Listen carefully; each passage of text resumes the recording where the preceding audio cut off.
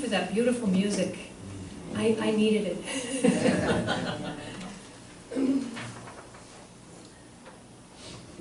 So, really looking forward to sharing this with you today. I've been asked to do this quite a few months ago, and it's been stewing for a long time. And so I'm glad to finally give it flight. Put everything I need here.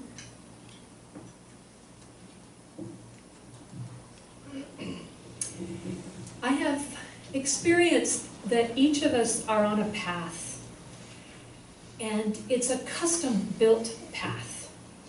And I so appreciate walking into this tent every time that we return to Florence, because each of you are on your own path, and I appreciate that you're building it for all of us here, not only for each other, but also to be a voice in the Florence area. My path presently has a lot of rock and paved stones on it, since I've been doing a lot of landscaping projects. When I was growing up, my parents were very involved in the Methodist Church, and I was as well. They had lots of youth programs, and we were there on Sunday, and my mom sang in the choir. And I understood that the goal was to be happy and to feel that love.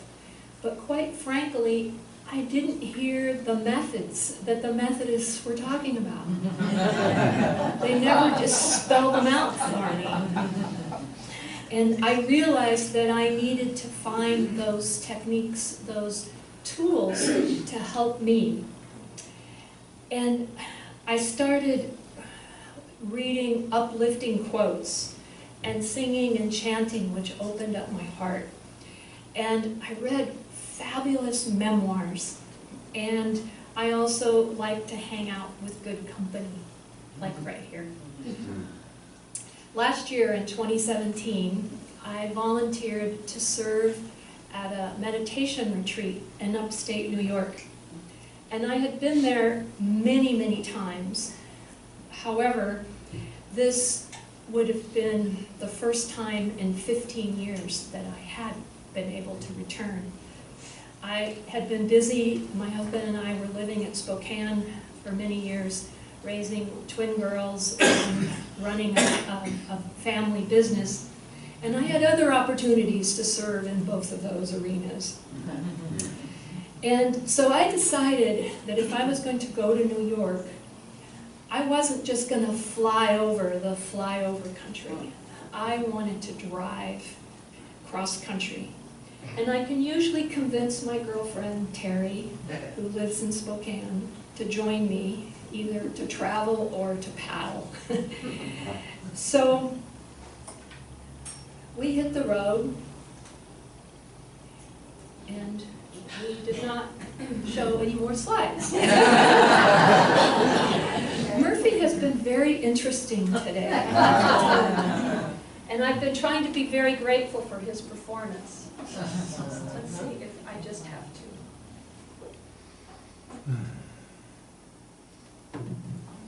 Otherwise, I'm going to walk around and show you on my phone. I'm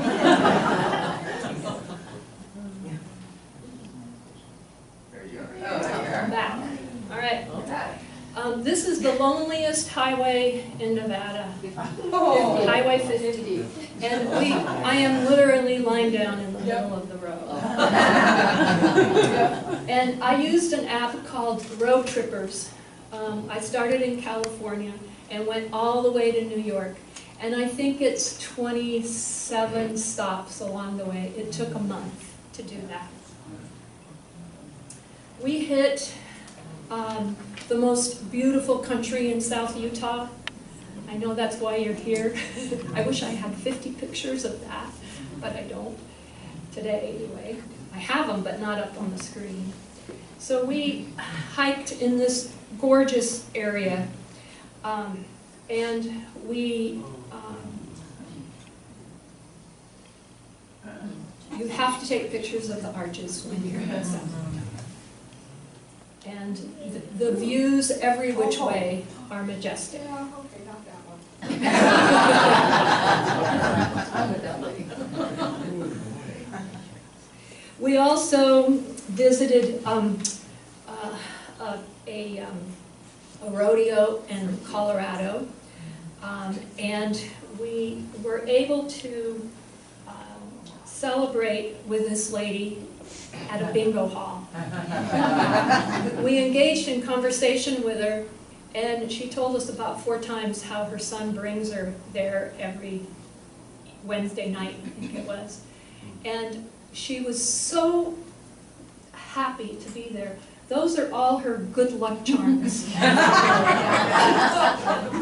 lo and behold, she won the $250 jackpot.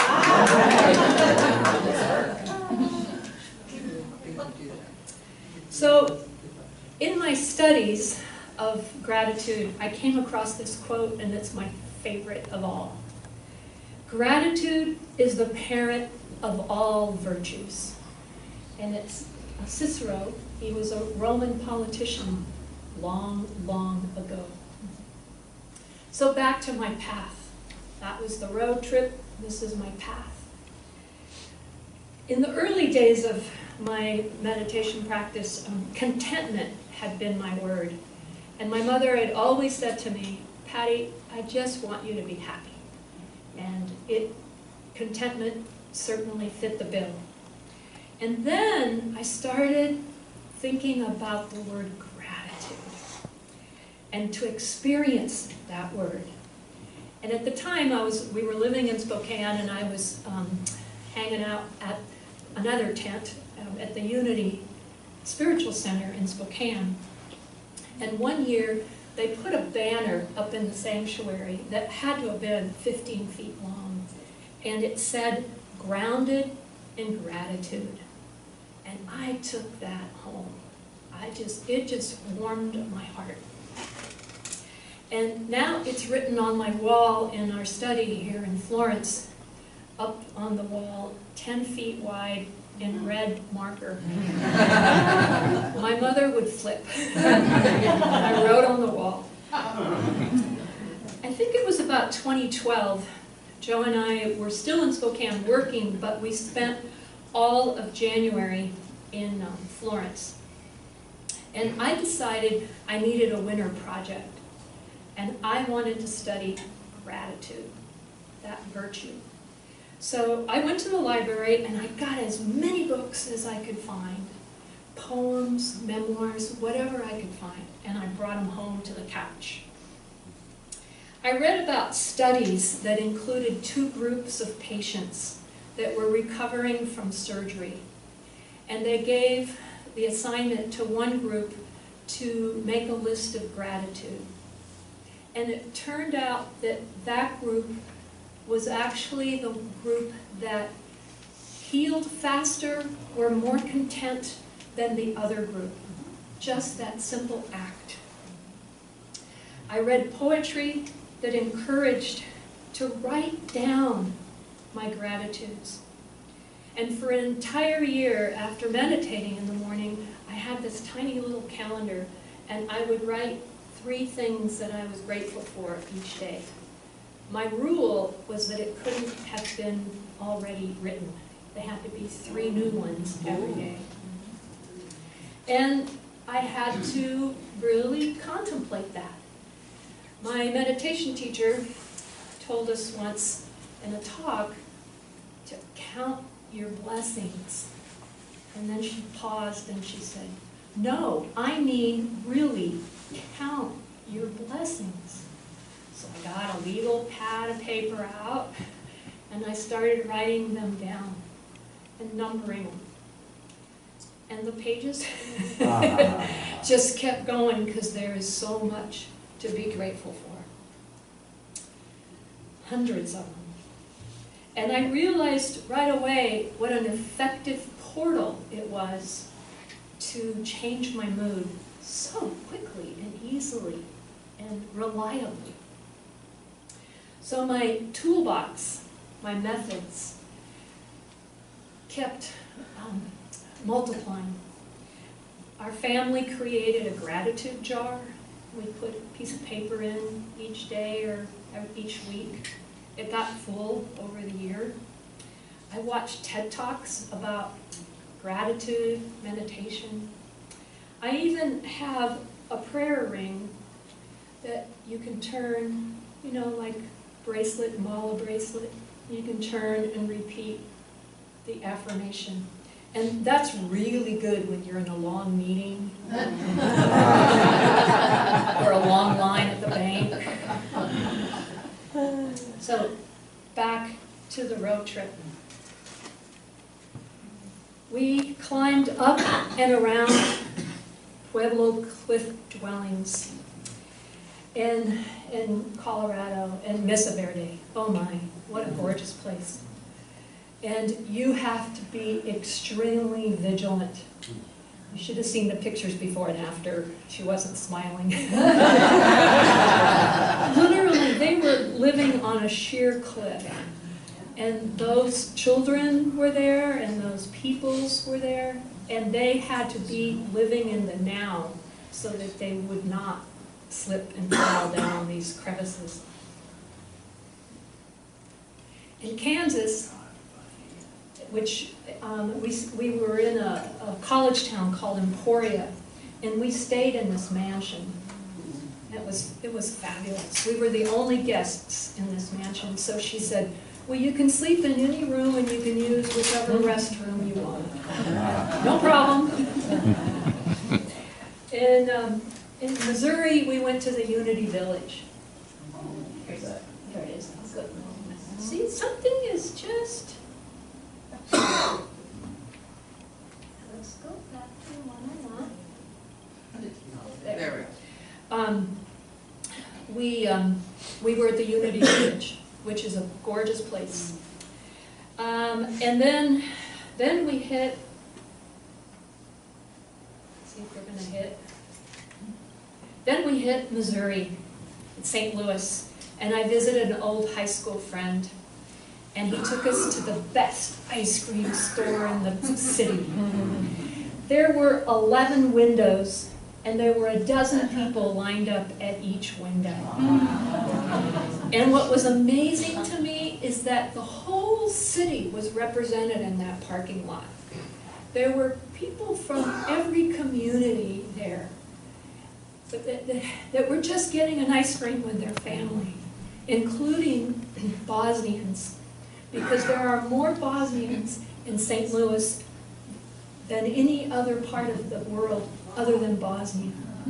That's where they live. And of course, there's the arch. And that's on the sidewalk. And of course, my feet have to show you the way to go. And you might not know this, but you can go up and in the arch, all the way up, in a 5-passenger egg. Really? And it's like a little elevator. And it takes you all the way up to the top, and there's like a level area up there. And if you're real careful, you can take a picture of Missouri, or you can take a picture of Illinois out these slit windows. And at this point, Terry has to go home. So she flies home, but I continue on to Springfield, Illinois. And I loved hearing Ruth's talk a few weeks back when she talked about our friend Abraham, because that's where he was a legislator in the 1830s. And I always related to him because he was from Kentucky and my family's from Kentucky, and he was tall. And believe me, I was in the smack of Americana right there. In that little town. I know that looks like Florence and Rhody.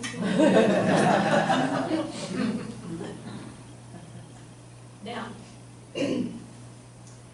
interrupt anxiety with gratitude. Back to my path. This is the practical side of this practice of working with gratitude. You know, we spend a lot of time thinking about regrets from the past and worrying about things that might happen in the future.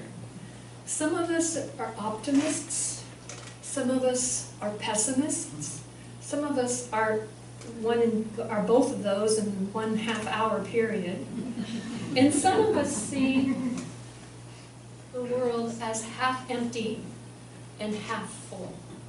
I'm going to leave this right here. Now, I suggest that there's a third alternative to this option. And during the circle, I'm going to demonstrate something that I use to understand that phenomenon. Now, this phrase cuts through all of those things. Forgetting the past that I can't do anything about, and not worrying about the future, because 99% of the things that you worry about ain't going to happen anyway.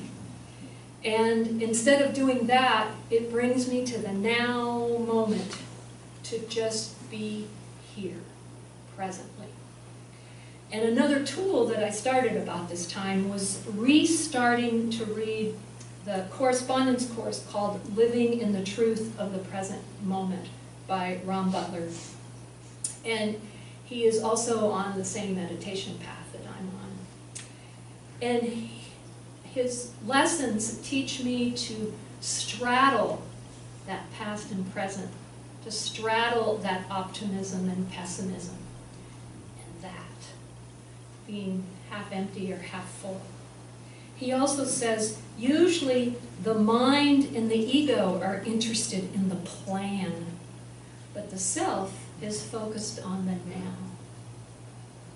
He also has shown me lessons to set an intention, to set an intention and to research it by paying attention to it and then making it my willpower to have it take place. And so that now moment is what I want to live in. That right now, we are all sharing this now moment. And guess what? There's another one right behind it. And there's another one right after it. And we keep living in each one of those now moments. So, not only do I have this demonstration, but I also have a sheet with some of the quotes and some of the resources that you're welcome to after. Back to the road trip, especially if it works. Indiana, Terre Haute. This is the Wabash River. And I arrived late in the afternoon. I'm by myself now. Who wants to hang out in a motel? Because believe me, some of the motels I didn't want to sleep in, much less hang out. But I would go find the water somewhere, and I would just sit, and I visited with these Canadian geese there. And then in the supermarket, because I had to buy snacks from time to time because I'm on the road, this lady was stocking cards, and we got to visiting a little bit. And she told me that 18 months earlier, she had almost died in a severe, severe car accident. But look at the gratitude on her face. And it was so wonderful just to have that connection with a perfect stranger. In Pennsylvania, they use different vehicles. And of course, Italian restaurants are everywhere. These two brothers have been running this wonderful restaurant for a long time in New York. And I had great raviolis in there, real raviolis. And then there's the Hudson River Valley. My sister lives nearby, so we had a mini reunion with my brother and my sister. Since my parents passed, I asked them if we could meet every year, at least for 4 days. And in June, it'll be the third one. And we're going to keep it up as long as we can all keep traveling. Then in Maryland, I had a mini reunion with my dear Hood College friends. And that's at the steps of our dorm. And of course, I got back into kayaking. I had to kayak on top of my Prius this whole trip. Oh, wow. And this is the Potomac in Washington, D.C. And it is an absolute beautiful, beautiful city. I picked up my sister at Union Station, and she joined me for the next leg. And we are absolutely surrounded by monuments of peace in this city, and you can see our history everywhere. And people are coming to just visit there constantly, and you can walk into these memorials, and I've been several times, but it always just blows me away what a beautiful city it is. And that is the leg that we just completed from New York down, I will continue on in a little bit, all the way to Savannah. That was the south leg. And here is the beginning of the practical sense of studying gratitude is next. Gratitude is the difference between an ordeal and an adventure. This morning, Murphy always shows up whenever, I've been involved in AV for a long time, and Murphy always has to show up. And he showed up this morning, you know, playing around with all of this technology. But this is probably that graduate program I'm talking about. When we travel, when we're hanging around town, plans go awry. Plans change. We thought we were doing this, but this happens. So that unexpected new version of what you're going to do sometimes not only has a battery of lessons built into it, but it also is usually creating a treasured memory of that particular situation. It's just that the memory comes later. When you're in the middle of it, it doesn't always feel so good. So it's easy to be grateful for the sweet changes and the wonderful changes and the happy changes. I'm learning to step up and to be in harmony with those challenging events, like a health change, age change, family loss, financial downturn, the news, and yes, even politics these days. But when we subject ourselves to those, we have so much growth potential. And these circumstances give us a chance to test the waters every day. There always has to be a silver lining, no matter what. There has to be, and it's my objective to figure out what that is. And yet Marcia, in her talk a couple weeks back, said it very, very clearly in the circle that we had. She said, it's not that God is in this and not in that. She said, it's that God is as this and as that. And you can fill in the blank with whatever the that is. But that's, again, straddling that fine line with seeing that equal vision. So I have to rely back on that sense of gratitude in the moment. It gets me out of the swamp, the quagmire that my mind and ego can get me into. And it's only my mind and my ego, it's nobody else's, because nobody else is on my path but me. And that's what's putting me there. So we have some more history. Monticello, Jefferson's home. And it just so happens that it's in Charlottesville, Virginia. We visited our parents' graves in North Carolina and a dear friend's home. And it was as close as walking into my parents' home, which no longer exists, but to walk into Dot's home was as close to getting to my parents' home as we could get. So it was really sweet. I don't think Joe's even seen this next picture. We were driving down in South. Oh, okay. Yeah, we're not seeing it either. See, it's not us. It's just technology. So tell me if you see it. Okay. Wiggle the cord, maybe. It sounds like it's loose. I don't know. No? Everybody? Maybe you got to slide number 39 and that's all you're supposed to see. We'll straddle the rest. Yeah, Be we'll grateful straddle. for what we got. Yeah. There we go. Oh, we're back?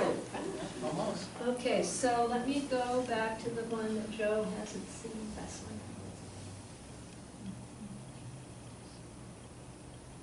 one. Okay, we were driving down the road and I passed it and then I turned around and had to come back.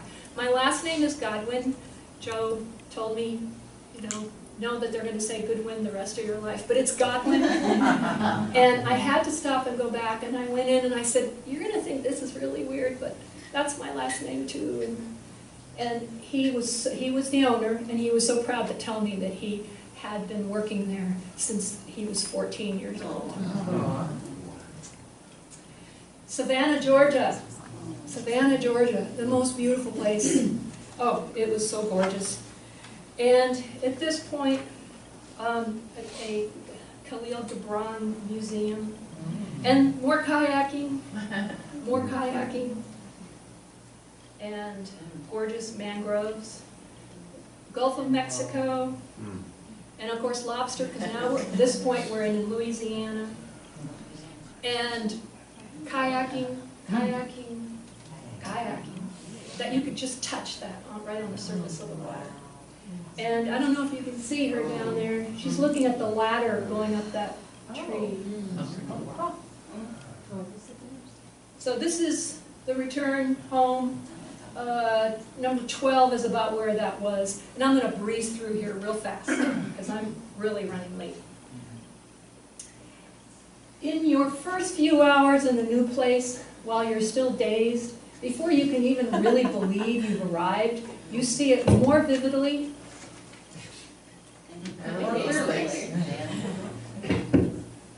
Oh, there we go. There we go. Okay, I can read it to you from here. You can see it more vividly and clearly than you will ever see it again. That's the first time you see something. And I theorize that that's why we like to travel. Because travel is almost another tool. It gives us another chance. When you're on vacation, we're open to new experiences. We're open just to new. New foods, new scenery, new weather, new people, new encounters. And that's certainly why I like to be on an adventure.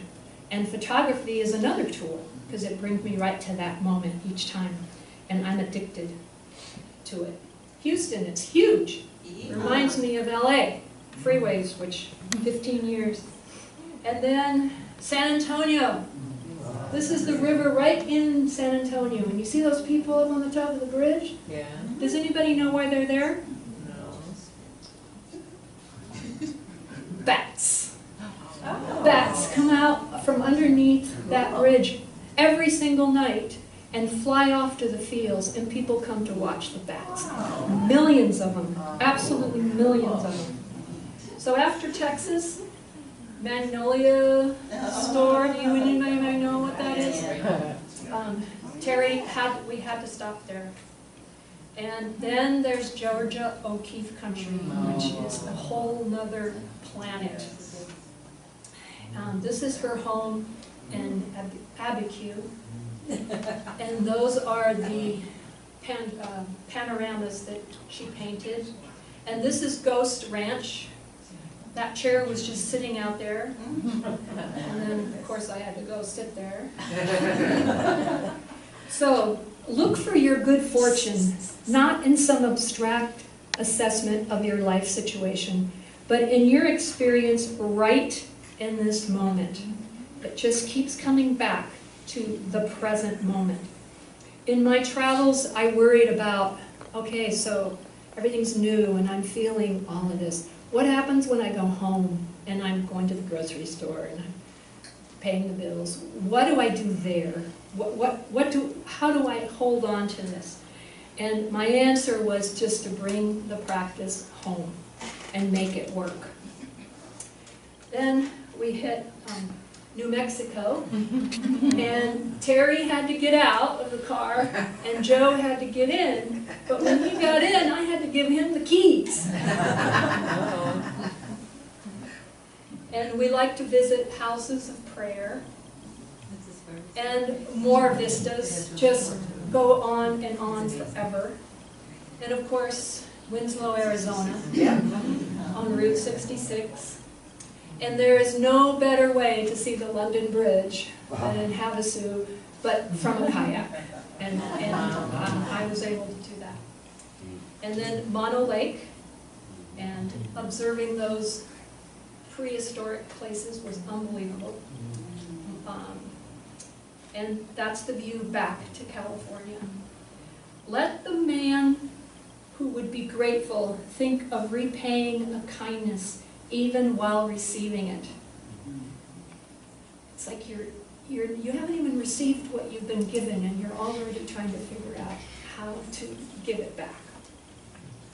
And that's my one slide in here of Oregon, because it's just in gratitude for also living here. So thank you very much.